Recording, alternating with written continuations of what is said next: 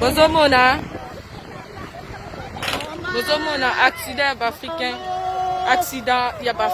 les Congolais et les Burundais, bangonyon surtout. De basal accident, de banaka critique, misusu, il paraît que bakoufi. Bon, toye binanu, ce n'est pas encore confirmé. Ba ote musala.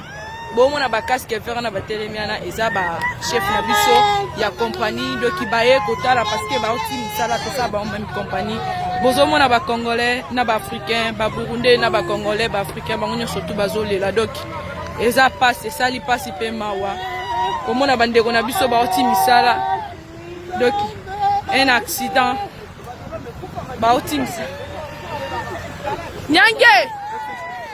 Nyange! Nyange! Wenjo mwana toka kule ni nini? Beko je kule. Ni wanani? Ndugu zetu wale bwana. Ndugu zetu. Weko je wanakufa? Two people. You have two people? So one people is out. Wanakufa? Mara wani inside? Yes. Ewa wanakufa. Kuna wawili.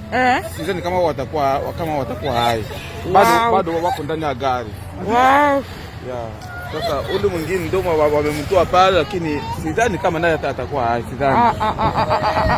Who's driving? Wa Congolais? Yeah, wa Congolais. Wote wa Congolais. Mama. Lete ya boni. Otu apa? Oh bani ngatu ba senga ki olongwa kite. Non, on va les 10 mais on va combien de temps ça les 5 là qui est bon à cause non que ouais on a fait du mois. OK.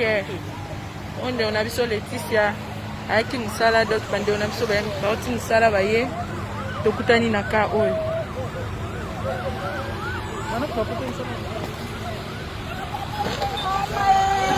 Maite. Babi bangonyo surtout baba Congolais doki. Baba Congolais. Sampe. Oh, aza chef na biso musala, chef na biso doki. Chef na biso.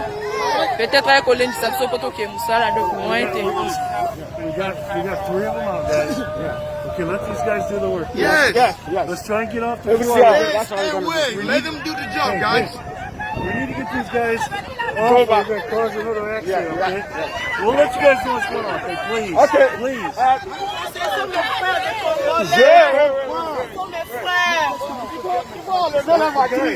Guys, we'll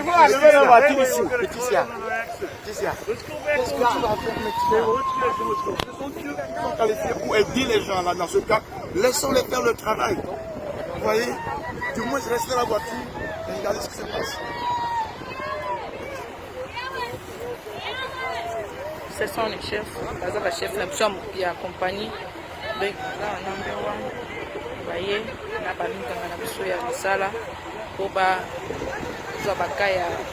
Ah Seigneur Jésus-Christ, salamu tuke baluki makasi boye, basali likamuni nyango boye.